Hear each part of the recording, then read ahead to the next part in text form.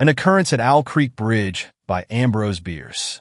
A man stood upon a railroad bridge in northern Alabama, looking down into the swift water 20 feet below. The man's hands were behind his back, the wrists bound with a cord. A rope closely encircled his neck. It was attached to a stout cross timber above his head, and the slack fell to the level of his knees. Some loose boards laid upon the ties supporting the rails of the railway supplied a footing for him and his executioners, 2 private soldiers of the Federal Army, directed by a sergeant who in civil life may have been a deputy sheriff. At a short remove upon the same temporary platform was an officer in the uniform of his rank, armed. He was a captain. A sentinel at each end of the bridge stood with his rifle in the position known as support, that is to say, vertical in front of the left shoulder, the hammer resting on the forearm thrown straight across the chest, a formal and unnatural position, enforcing an erect carriage of the body.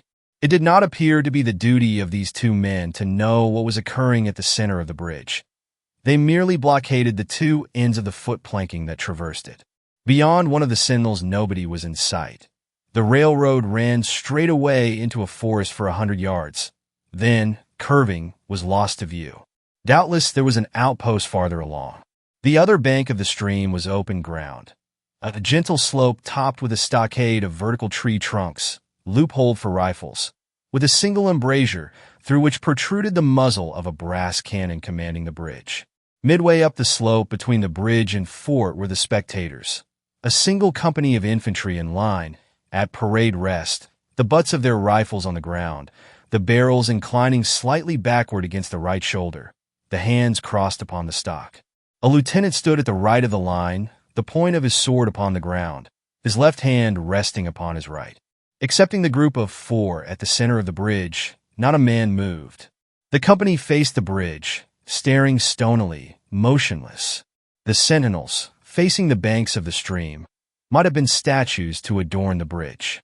The captain stood with folded arms, silent, observing the work of his subordinates, but making no sign. Death is a dignitary who, when he comes announced, is to be received with formal manifestations of respect, even by those most familiar with him. In the code of military etiquette, silence and fixity are forms of deference. The man who was engaged in being hanged was apparently about 35 years of age. He was a civilian, if one might judge from his habit, which was that of a planter. His features were good. A straight nose, firm mouth, broad forehead, from which his long, dark hair was combed straight back, falling behind his ears to the collar of his well-fitting frock coat. He wore a mustache and pointed beard, but no whiskers. His eyes were large and dark gray, and had a kindly expression which one would hardly have expected in one whose neck was in the hip. Evidently, this was no vulgar assassin. The liberal military code makes provision for hanging many kinds of persons, and gentlemen are not excluded. The preparations being complete, the 2 private soldiers stepped aside and each drew away the plank upon which he had been standing. The sergeant turned to the captain, saluted, and placed himself immediately behind that officer, who in turn moved apart 1 pace. These movements left the condemned man and the sergeant standing on the 2 ends of the same plank, which spanned 3 of the crossed eyes of the bridge. The end upon which the civilian stood almost, but not quite, reached a 4th. This plank had been held in place by the weight of the captain. It was now held by that of the sergeant. At a signal from the former, the latter would step aside. The plank would tilt, and the condemned man go down between 2 ties. The arrangement commended itself to his judgment as simple and effective. His face had not been covered nor his eyes bandaged. He looked a moment at his unsteadfast footing, then let his gaze wander to the swirling water of the stream racing madly beneath his feet. A piece of dancing driftwood caught his attention, and his eyes followed it down the current. How slowly it appeared to move! What a sluggish stream! He closed his eyes in order to fix his last thoughts upon his wife and children. The water, touched to gold by the early sun, the brooding mists under the banks at some distance down the stream, the fort, the soldiers, the piece of drift, all had distracted him. And now he became conscious of a new disturbance. Striking through the thought of his dear ones was sound which he could neither ignore nor understand, a sharp, distinct, metallic percussion like the stroke of a blacksmith's hammer upon the anvil. It had the same ringing quality. He wondered what it was and whether immeasurably distant or nearby. It seemed both. Its recurrence was regular, but as slow as the tolling of a death knell. He awaited each new stroke with impatience and, he knew not why, apprehension. The intervals of silence grew progressively longer. The delays became maddening. With their greater infrequency, the sounds increased in strength and sharpness. They hurt his ear like the thrust of a knife. He feared he would shriek. What he heard was the ticking of his watch. He unclosed his eyes and saw again the water below him. If I could free my hands, he thought, I might throw off the noose and spring into the stream. By diving, I could evade the bullets and, swimming vigorously, reach the bank, take to the woods, and get away home. My home, thank God, is as yet outside their lines. My wife and little ones are still beyond the invaders' farthest advance. As these thoughts, which have here to be set down in words, were flashed into the doomed man's brain rather than evolved from it, the captain nodded to the sergeant. The sergeant stepped aside. Peyton Farquhar was a well-to-do planter of an old and highly respected Alabama family. Being a slave owner and, like other slave owners, a politician, he was naturally an original secessionist and ardently devoted to the Southern cause. Circumstances of an imperious nature, which it is unnecessary to relate here, had prevented him from taking service with that gallant army which had fought the disastrous campaigns ending with the fall of Corinth, and he chafed under the inglorious restraint, longing for the release of his energies, the larger life of the soldier, the opportunity for distinction. That opportunity, he felt, would come, as it comes to all in wartime. Meanwhile, he did what he could. No service was too humble for him to perform in the aid of the South. No adventure too perilous for him to undertake, if consistent with the character of a civilian who was at heart a soldier, and who in good faith, and without too much qualification, assented to at least a part of the frankly villainous dictum that all is fair in love and war. One evening, while Farquhar and his wife were sitting on a rustic bench near the entrance to his grounds, a gray-clad soldier rode up to the gate and asked for a drink of water.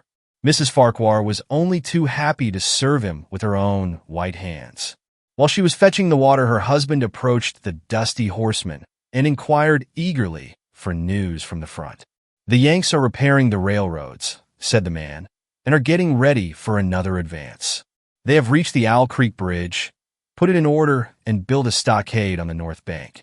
The commandant has issued an order, which is posted everywhere, declaring that any civilian caught interfering with the railroad, its bridges, tunnels, or trains will be summarily hanged." I saw the order. "How far is it to the Owl Creek Bridge?" Farquhar asked. "About 30 miles. Is there no force on this side of the creek?" "Only a picket post half a mile out on the railroad and a single sentinel at this end of the bridge.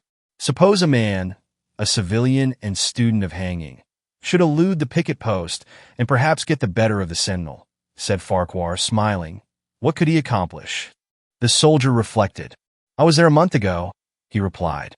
"I observed that the flood of last winter had lodged a great quantity of driftwood against the wooden pier at this end of the bridge. It is now dry and would burn like tinder." The lady had now brought the water, which the soldier drank. He thanked her ceremoniously, bowed to her husband, and rode away. An hour later, after nightfall, he repassed the plantation, going northward in the direction from which he had come. He was a Federal scout. As Peyton Farquhar fell straight downward through the bridge, he lost consciousness and was as one already dead. From this state he was awakened, ages later, it seemed to him, by the pain of a sharp pressure upon his throat, followed by a sense of suffocation. Keen, poignant agonies seemed to shoot from his neck downward through every fiber of his body and limbs. These pains appeared to flash along well-defined lines of ramification and to beat with an inconceivably rapid periodicity. They seemed like streams of pulsating fire, heating him to an intolerable temperature. As to his head, he was conscious of nothing but a feeling of fullness, of congestion. These sensations were unaccompanied by thought. The intellectual part of his nature was already effaced. He had power only to feel, and feeling was torment. He was conscious of motion. encompassed in a luminous cloud, of which he was now merely the fiery heart, without material substance. He swung through unthinkable arcs of oscillation, like a vast pendulum. Then all at once, with terrible suddenness, the light about him shot upward with the noise of a loud splash. A frightful roaring was in his ears, and all was cold and dark. The power of thought was restored. He knew that the rope had broken and he had fallen into the stream. There was no additional strangulation. The noose about his neck was already suffocating him and kept the water from his lungs. To die of hanging at the bottom of a river! The idea seemed to him ludicrous. He opened his eyes in the darkness and saw above him a gleam of light. But how distant, how inaccessible. He was still sinking, for the light became fainter and fainter until it was a mere glimmer. Then it began to grow and brighten, and he knew that he was rising toward the surface, knew it with reluctance, for he was now very comfortable. To be hanged and drowned, he thought, that is not so bad, but I do not wish to be shot. No, I will not be shot. That is not fair. He was not conscious of an effort, but a sharp pain in his wrist apprised him that he was trying to free his hands. He gave the struggle his attention, as an idler might observe the feat of a juggler, without interest in the outcome. What splendid effort! What magnificent, what superhuman strength! Ah, that was a fine endeavor. Bravo! The cord fell away. His arms parted and floated upward, the hands dimly seen on each side in the growing light. He watched them with a new interest as first one, and then the other pounced upon the noose at his neck. They tore it away and thrust it fiercely aside, its undulations resembling those of a water snake. Put it back, put it back! He thought he shouted these words to his hands, for the undoing of the noose had been succeeded by the direst pang that he had yet experienced. His neck ached horribly. His brain was on fire. His heart, which had been fluttering faintly, gave a great leap, trying to force itself out at his mouth. His whole body was racked and wrenched with an insupportable anguish. But his disobedient hands gave no heed to the command. They beat the water vigorously with quick, downward strokes, forcing him to the surface. He felt his head emerge. His eyes were blinded by the sunlight. His chest expanded convulsively, and with a supreme and crowning agony, his lungs engulfed a great draught of air, which instantly he expelled in a shriek.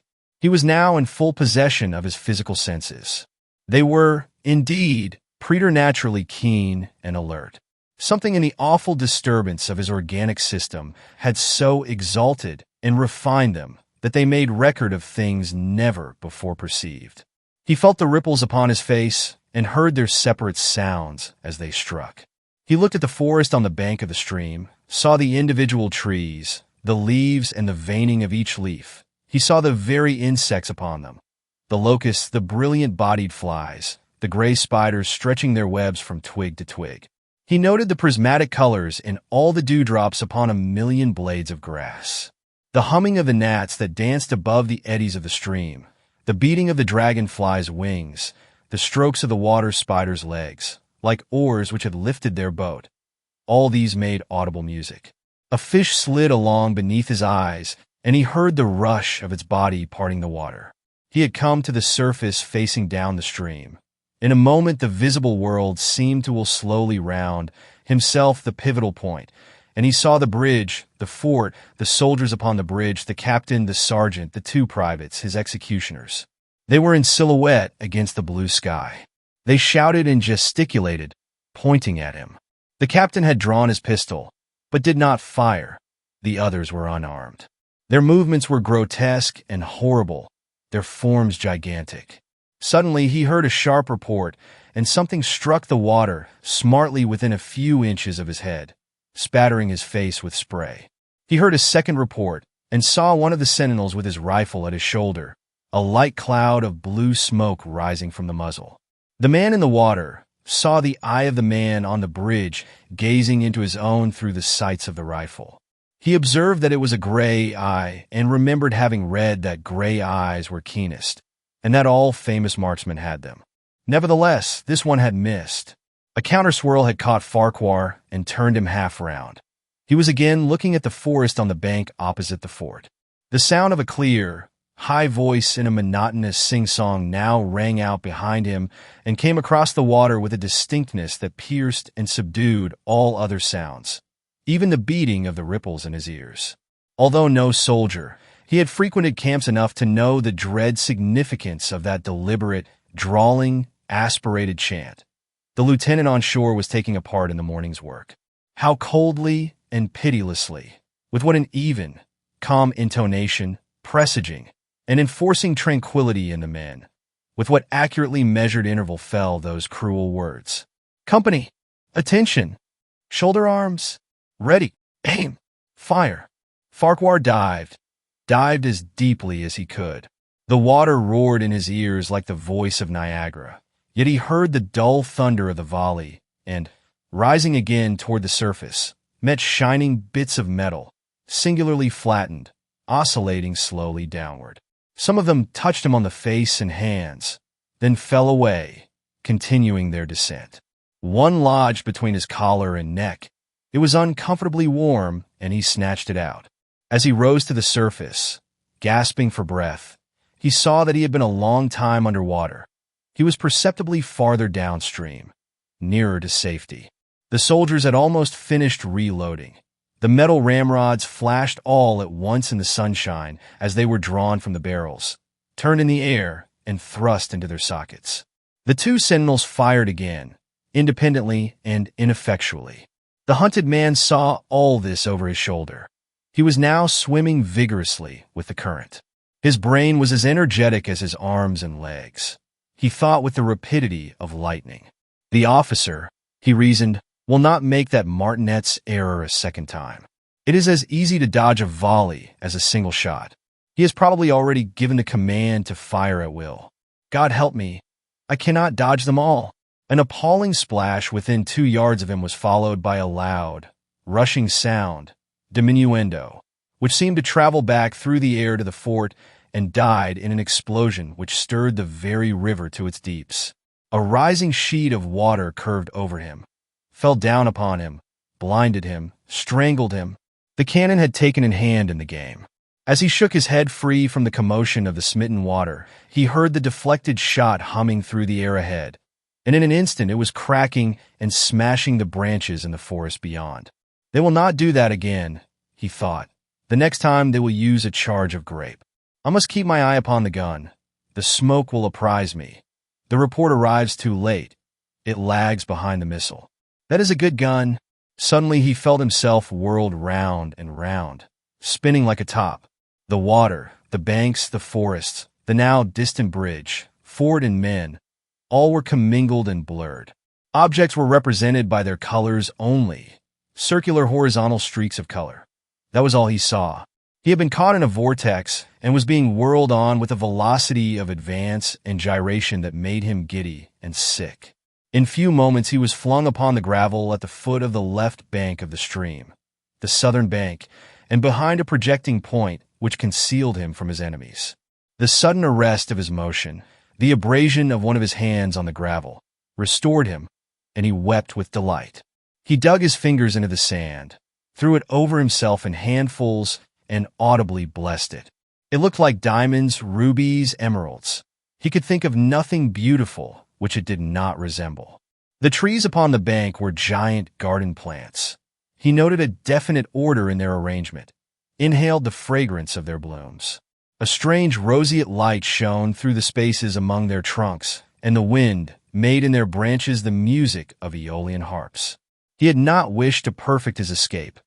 He was content to remain in that enchanting spot until retaken. A whiz and a rattle of grape shot among the branches high above his head roused him from his dream. The baffled cannoneer had fired him a random farewell. He sprang to his feet, rushed up the sloping bank, and plunged into the forest. All that day he traveled, laying his course by the rounding sun. The forest seemed interminable. Nowhere did he discover a break in it, not even a woodman's road. He had not known that he lived in so wild a region. There was something uncanny in the revelation. By nightfall he was fatigued, footsore, famished. The thought of his wife and children urged him on. At last he found a road which led him in what he knew to be the right direction. It was as wide and straight as a city street, yet it seemed untraveled. No fields bordered it, no dwelling anywhere. Not so much as the barking of a dog suggested human habitation. The black bodies of the trees formed a straight wall on both sides, terminating on the horizon in a point, like a diagram in a lesson in perspective. Overhead, as he looked up through this rift in the wood, shone great golden stars looking unfamiliar and grouped in strange constellations. He was sure they were arranged in some order, which had a secret and malign significance. The wood on either side was full of singular noises, among which, once, twice, and again, he distinctly heard whispers in an unknown tongue. His neck was in pain, and lifting his hand to it found it horribly swollen. He knew that it had a circle of black where the rope had bruised it. His eyes felt congested. He could no longer close them. His tongue was swollen with thirst. He relieved its fever by thrusting it forward from between his teeth into the cold air. How softly the turf had carpeted the untraveled avenue. He could no longer feel the roadway beneath his feet. Doubtless, despite his suffering, he had fallen asleep while walking, for now he sees another scene. Perhaps he has merely recovered from a delirium. He stands at the gate of his own home. All is as he left it, and all bright and beautiful in the morning sunshine. He must have traveled the entire night. As he pushes open the gate and passes up the wide white walk, he sees a flutter of female garments. His wife, looking fresh and cool and sweet, steps down from the veranda to meet him. At the bottom of the steps, she stands waiting, with a smile of ineffable joy, an attitude of matchless grace and dignity. Ah, how beautiful she is! He springs forwards with extended arms. As he is about to clasp her, he feels a stunning blow upon the back of the neck. A blinding white light blazes all about him with a sound like the shock of a cannon. Then all is darkness and silence. Peyton Farquhar was dead. His body, with a broken neck, swung gently from side to side beneath the timbers of the Owl Creek Bridge. If you enjoyed this video, please like, share, and subscribe to my channel for more timeless classics. Your support helps me create and share more stories with you. Thank you.